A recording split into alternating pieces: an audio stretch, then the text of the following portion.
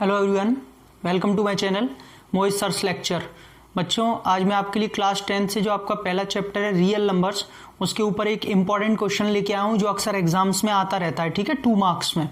देखिए क्वेश्चन कह रहा है, show that any natural number of the form 4 to the power n where n belongs to capital N। बच्चों, ये belongs का साइन होता है, इसका मतलब है कि जो ये छोटा वाला n है, स्मॉल n, ये किसी भी नेचुरल नंबर से लेना है आपको। ठीक है, तो आपको प्रूव करवा रहा है कि never and with the digit 0। आपको क्वेश्चन कहना चाह रहा है कि कोई भी ऐसा जो नंबर होता है, कोई भी नेचुरल नंबर जो कि 4 to the power n की फॉर्म में हो, जहां पे आप n की जगह 1 2 3 4 कुछ भी नेचुरल नंबर अगर रखें, ठीक है, यानी कि 4 to the power 1, 4 to the power 2, 4 to the power 3, तो वहां पे कभी भी वो नंबर 0 के साथ में एंड नहीं होना चाहिए, 0 डिजिट के साथ में।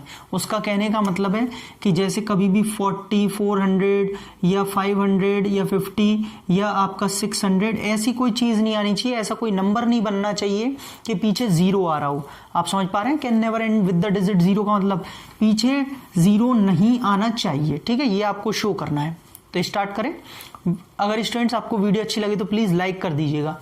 देखिए, आपको यहां पे लिखना है, ये थोड़ा सा थियोरेटिकल क्वेश्चन है लेकिन मैं आपको पूरा समझाऊंगा और लिखाऊंगा भी। ठीक है, if 4 to the power n ends with digit 0, अगर 4 to the power n जो है वो 0 डिजिट के साथ में एंड होगा तो it must have factors as 2 and 5। ठीक है स्टूडेंट्स, तो इसके जो है 4 to the power n जो दिया है आपको, 4 to the power n, इसके जो फैक्टर्स होने चाहिए, it must have factors 2 and 5, तो इसके 2 और 5 फैक्टर्स होने चाहिए। अब आपने कहा ऐसा क्यों? देखिए, जब भी कोई डिजिट 0 के साथ में एंड होती है, जैसे 10 हो गया या आपका 100 हो गया या आपका 200 हो गया या आपका 1000 हो गया, कुछ भी आप नंबर ले लीजिए, अगर पीछे 0 आ रहा है, 0 के साथ एंड हो रही है, तो उसमें पक्की बात है कि इसके 2 और 5 आपको फैक्टर्स मिलेंगे। आप चाहें तो करके देख लीजिए। देखिए, इसे हम 2 into 5 लिखेंगे, सही है। 100 को क्या लिखेंगे? 2 square into 5 square। ठीक है, 200 को क्या लिखेंगे? 2 की पावर क्यूब और 5 स्क्वायर। सही है, देख सकते हैं, गलती तो नहीं है कोई।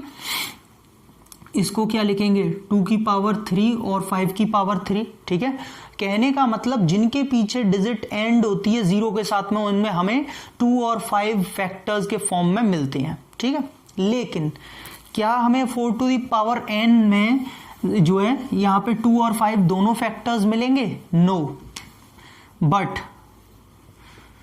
the only prime factor of 4 to the power n is 2।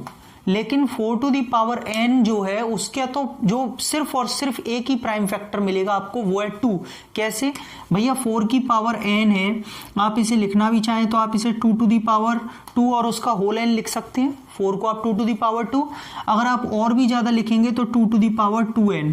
अब आप यहाँ पे n की वैल्यू कुछ भी रखते रहिए, लेकिन फैक्टर तो सिर्फ 2 ही बन रहा है ना भाई।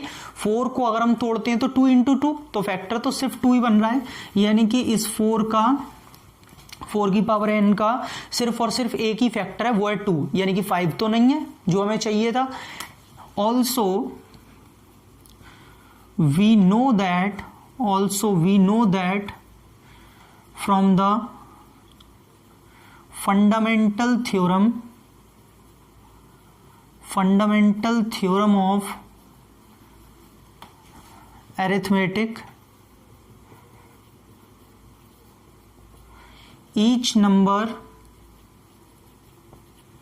has unique factorization। स्टूडेंट्स, जैसे मैं आपको लिखा रहा हूं आपको वैसे ही एग्जाम में लिख के आना है। ठीक है, लेकिन वी नो दैट, ये हम जानते हैं कि from the fundamental theorem of arithmetic, ये फंडामेंटल थ्योरम ऑफ एरिथमेटिक क्या होती है, ये आप पढ़ लीजिएगा, इंपॉर्टेंट है। फंडामेंटल थ्योरम ऑफ एरिथमेटिक मैंने अपलोड कर दी है, आप मेरी प्लेलिस्ट में देखिए। ये फंडामेंटल थ्योरम ऑफ एरिथमेटिक कहती है कि कोई भी कॉम्पोजिट नंबर जो होता है उसके प्राइम फैक्टर्स जो होते हैं, प्राइम फैक्टराइजेशन जो होता है वो यूनिक होता है apart from the orders. Orders कुछ भी हो, जैसे 6 है तो 6 के फैक्टर्स सिर्फ आपको 2 and 3 मिलेंगे, 2 into 3 या 3 into 2, यानी कि हर एक कॉम्पोजिट नंबर का जो प्राइम फैक्टराइजेशन होता है वो यूनिक होता है। ये थ्योरम ये कहती है, मैंने फिर से रिपीट कर दिया है, ठीक है, स्टेटमेंट को।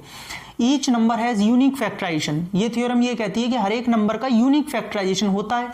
इसका मतलब आप कभी भी 4 के अगर प्राइम फैक्टर्स निकालेंगे तो वो हमेशा 2 ही रहेगा, क्योंकि वो तो यूनिक होता है, ठीक है, कभी चेंज नहीं होगा। इसका मतलब 4 का जो फैक्टर होगा वो हमेशा 2 रहेगा, और 2 रहेगा तो हमें 5 कभी मिलेगा नहीं, और 5 नहीं मिलेगा तो ये 4 to the power n जो होगी, Therefore 4 to the power n जो होगी वो कभी 0 के साथ में एंड नहीं होगी। 4 to the power n can never ends with the digit 0, ठीक है। अब देखिए एक क्वेश्चन और कराता हूं मैं आपको इसी में, can never ends with the digit 0। यहां तक समझ में आ गया तो ये आपका 2 मार्क्स का क्वेश्चन तैयार हो गया अगर ये आता है तो।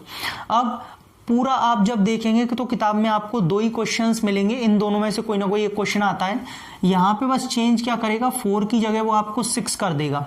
अगर आप देखें अपनी किताब में तो 4 की जगह वो आपको 6 to the power n कर देगा। तो आपको कहां चेंज करना है, क्वेश्चन बिल्कुल एज इट इज यही देगा, एज इट इज। पहली लाइन आपको यहां पे यही लिखनी है, if 6 to the power n ends with the digit 0 it must have a factors of as 2 and 5, but the only prime factorization of 6 to the power n is 2 and 3, ठीक है, ठीक है। जो प्राइम फैक्टर्स होते हैं किसके, prime factors of 6 to the power n वो क्या क्या होते हैं, 2 and 3। तोड़ लीजिए 6 को, 2 into 3, बस यही प्राइम फैक्टर्स टूटेगा। अब कोई बोले सर मैं 6 को 1 into 6 तोड़ दूं, तो बेटा 1 और 6 दोनों ही प्राइम नहीं होते हैं, यहां पे बात प्राइम की चल रही है, ठीक है, समझ में आ गया। तो 6 को आप तोड़ेंगे तो 2 और 3 मिलेगा, वही एक स्टेटमेंट ये लिखना है, ठीक है। और आपको लास्ट में चेंज करना है ये, क्यों ये क्यों, क्योंकि 6 to यहाँ पे 6 to the power n के फैक्टर भी 2 और 3 मिल रहे हैं, जबकि हमें मिलने क्या चाहिए 2 और 5। तो 3 तो मिल रहा है, इसकी कोई प्रॉब्लम नहीं, लेकिन 5 तो नहीं मिल रहा ना। इसका मतलब 6 की पावर n जो होगी वो भी कभी डिजिट 0 के साथ में एंड नहीं होगी। तो ये सेकंड क्वेश्चन था, आपको मैंने एक ही में दोनों क्वेश्चन बता दिए, कहाँ कहाँ चेंज करना है ये भी बता दिया और समझा भी दिया, ठीक है स्टूडेंट्स।